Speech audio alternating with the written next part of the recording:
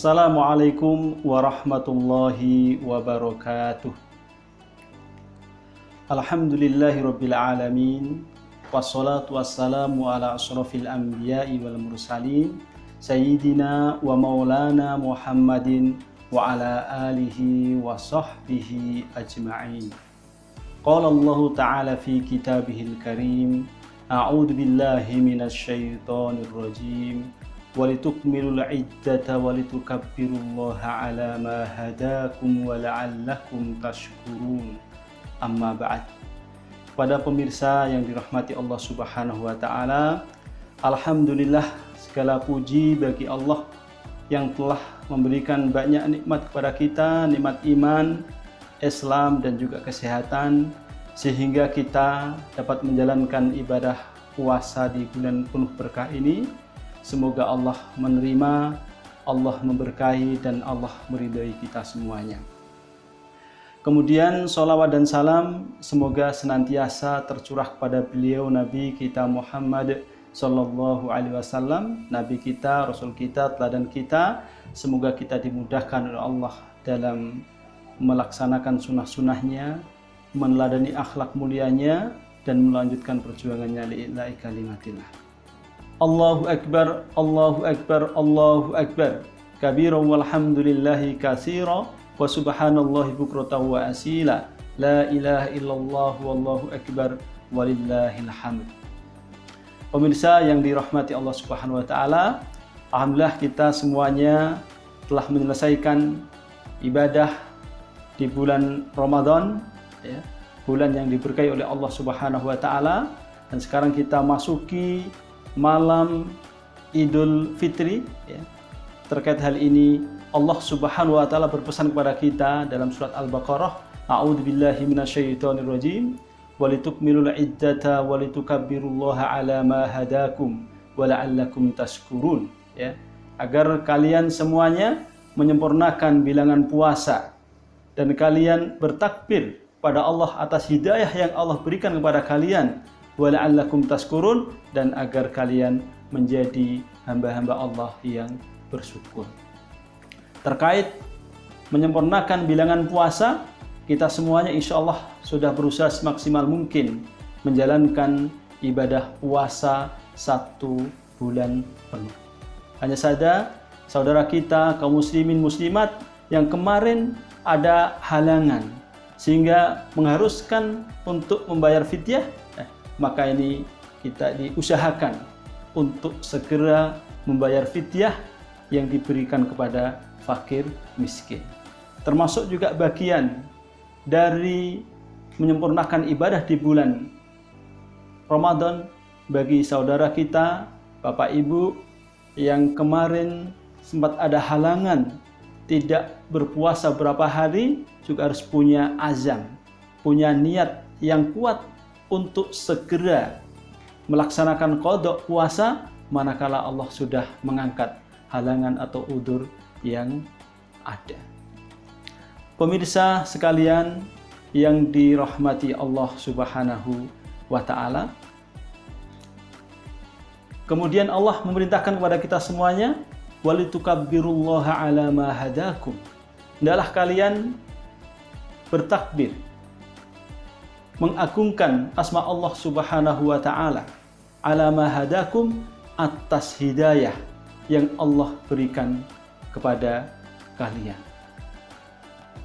Kita harus bangga, harus benar-benar cinta dan ridho atas apa yang Allah berikan kepada kita.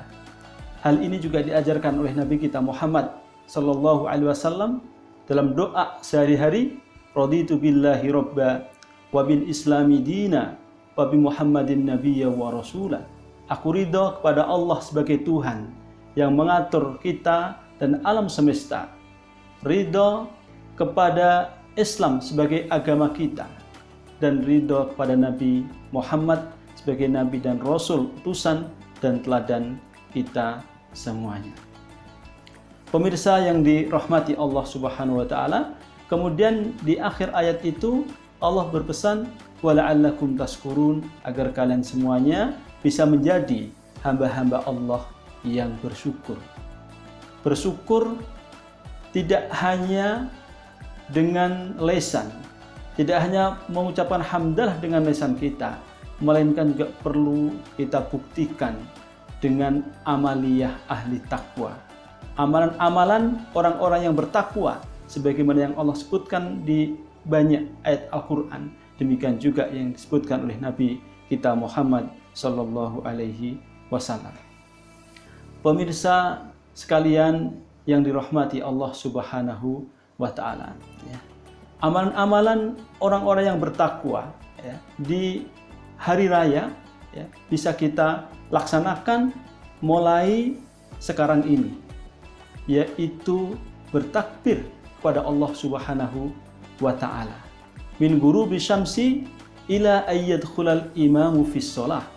Mulai dari maghrib, ya, matahari terbenam sampai di pagi hari imam melaksanakan sholat Id atau imam naik ke mimbar khutbah dengan mengucapkan Allahu Akbar, Allahu Akbar, Allahu Akbar, kabiran walhamdulillahi katsira wa subhanallahi bukratan wa asila, la ilaha illallah wallahu akbar walillahil hamd.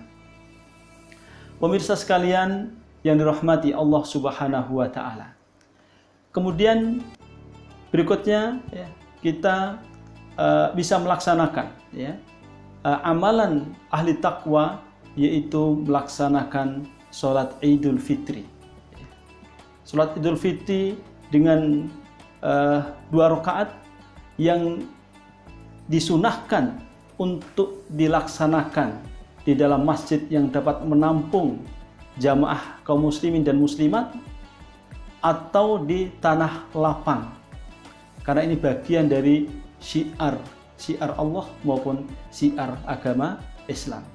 Namun di saat pandemi seperti ini, ya, terutama bagi kaum muslimin yang ada di zona merah yang rawan ada penularan COVID-19, maka sholat Idul Fitri bisa dilaksanakan di dalam rumah masing-masing berjamaah dengan keluarga, atau sholat munfaridan kalau memang tidak ada teman yang lain.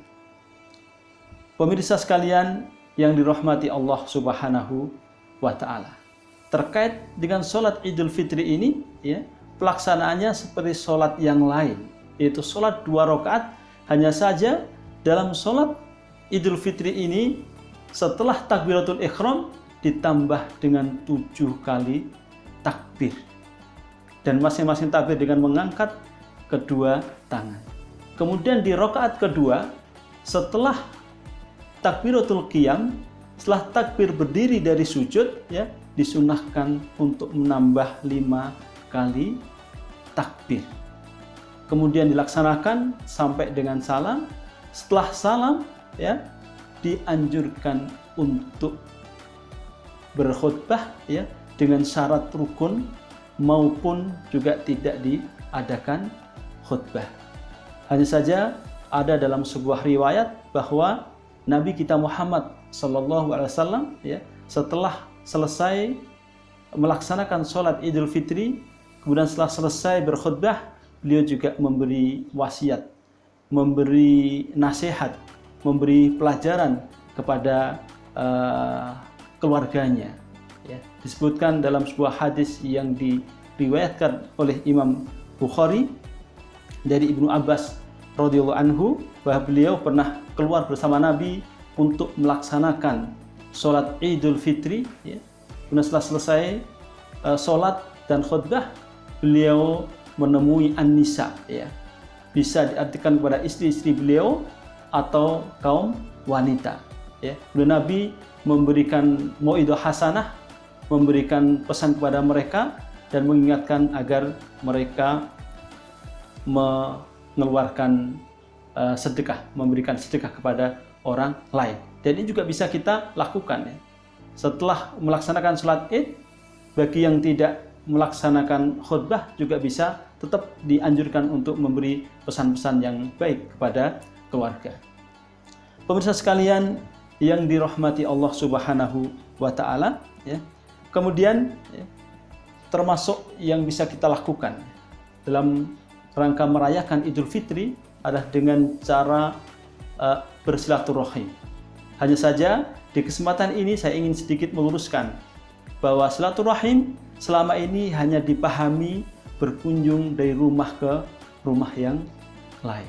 Padahal sebenarnya yang namanya silaturahim adalah suatu ikhtiar atau usaha yang dapat menyambung tali kekerabatan, tali kekeluargaan atau pertemanan yang sudah putus, atau ikhtiar untuk mempererat hubungan kekeluargaan, hubungan kekerabatan atau pertemanan yang selama ini sudah baik.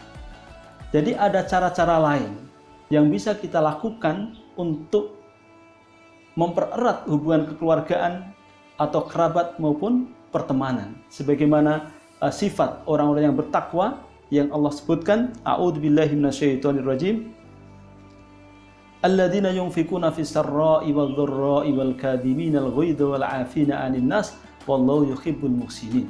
Itu orang-orang yang senantiasa berbagi, peduli, berinfak kepada orang lain baik di saat luang maupun di saat sempit.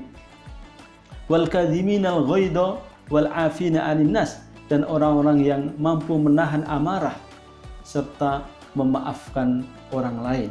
Wallahu yuhibbul muhsinin, dan Allah cinta kepada orang-orang muhsinin, orang-orang yang baik.